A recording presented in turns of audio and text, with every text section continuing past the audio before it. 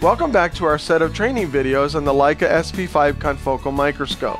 We're coming to you from the microscopy suite in the biology department at California State University, Northridge. Once again, we would like to thank the Keck Foundation for their generous support in supplying the funds which produce these videos. Remember that in our research using the confocal microscope, we're working with molecules called fluorophores. And these are specific dyes which allow us to bind them to the molecules or areas of the cell that we're interested in investigating using the immunohistochemistry complex. Now, fluorophores are special dyes that emit light when they're excited by light.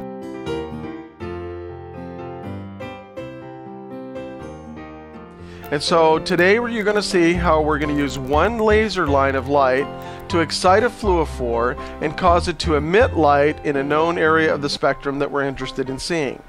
That way we can watch live cellular processes in process as these molecules move around the living cell. Another important thing to recognize is that fluorophores can be excited with laser light, however they tend to photobleach. What is photobleaching? Photobleaching is the process whereby a dye fails to emit light after being excited a certain number of times.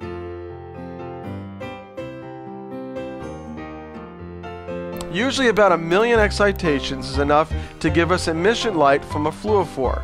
But if we use too much illumination or we have the laser on for too long, we will photobleach, or we will essentially dry out or use up our fluorophore so that it no longer emits light. So it's important to realize that you have to work quickly in order not to photobleach your fluorophores. Previously, we used a power-up sequence that included activating all of the buttons on the front panel except for the laser key. So we have initiated power on these 3 buttons, and now we're going to use the laser. So we'll turn on the laser key, and this applies basic power to our laser bench. As before, we want to turn on the epi-fluorescence illuminator that's a part of the microscope, and here you can see the power button has already been pressed and the light is on.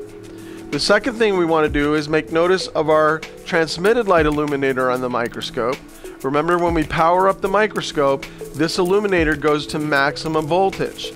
So it's always a good idea to come over to the left side of the microscope and turn down the transmitted light illuminator as you were shown previously. This saves life on the bulb. Now that the microscope has been powered up fully, including the laser bank, our attention turns to the Windows menu and logging into the system. And so to do that, we will work with this screen right here. And you'll see that there are 2 activated buttons on the screen. One is for administrator access and the other is for TCS user. You will be logging in using the TCS user login. And so you click on this active button and it asks you for a password. The password is then entered.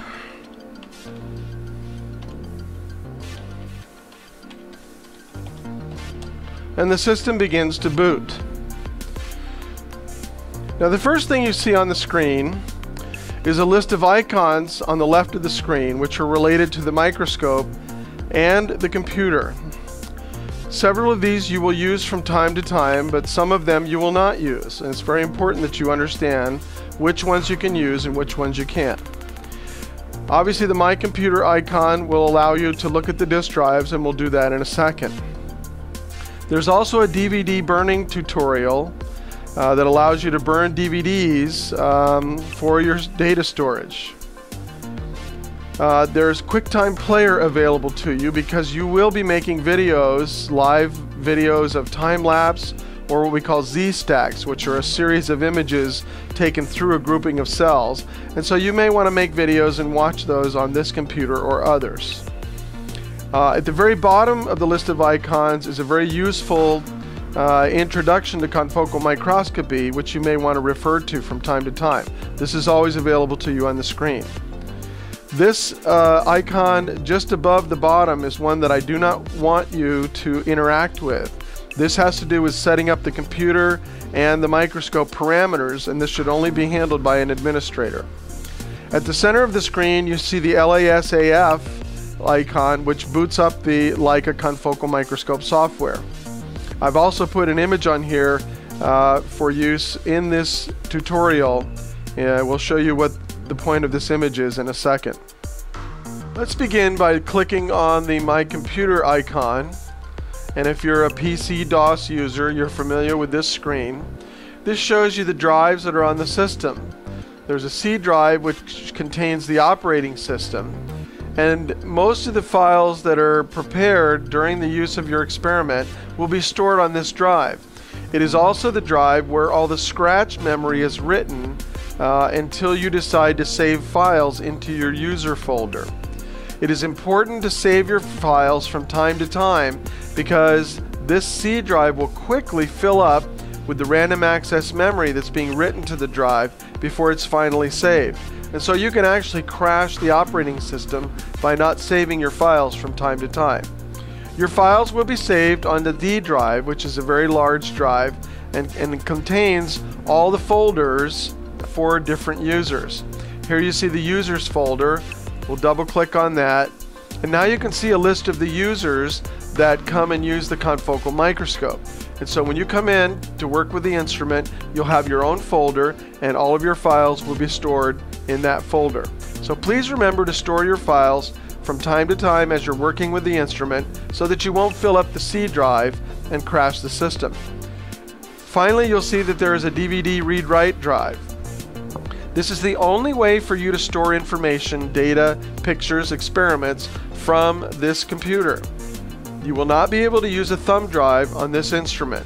We have no virus software, and so if you bring a thumb drive, don't plan to use it. We have plenty of DVDs available for you to burn all of your experiments, pictures, data, films, etc. Once again, the icons on the left side of the screen are available to you as follows: My Computer, the Creator Basic to burn your DVDs, of course the Recycle Bin, QuickTime Player to show your videos and movies, and this bottom document, which is a reference document for laser scanning confocal microscopy. Please do not use the Leica hardware configuration icon. Now we will boot up the Leica LAS-AF software by double-clicking on this icon on the center of the screen.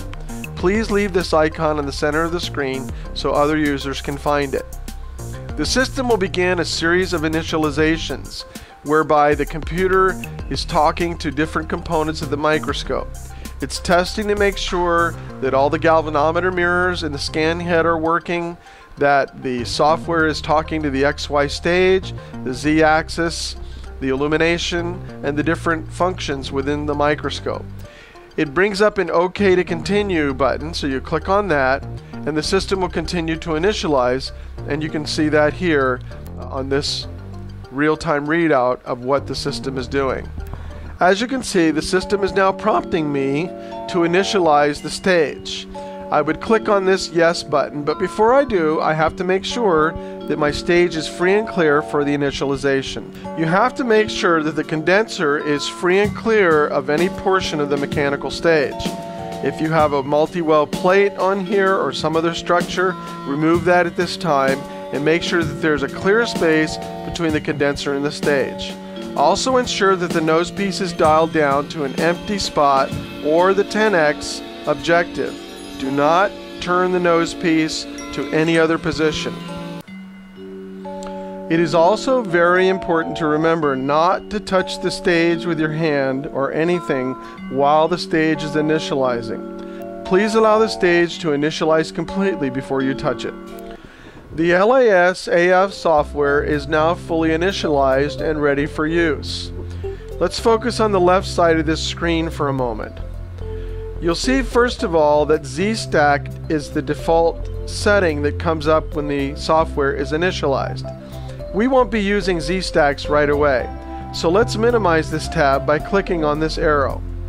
The one that we are interested in initializing, however, is the XY Acquisition tab. We'll explain more about this in a second.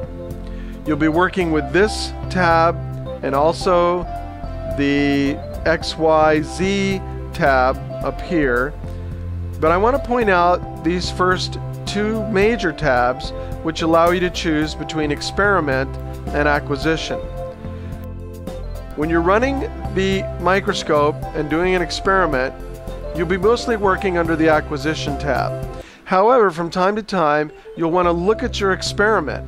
And so you click on the Experiment tab, and a whole list of the pictures, Z-stacks, and other information that the system has recorded will be listed here.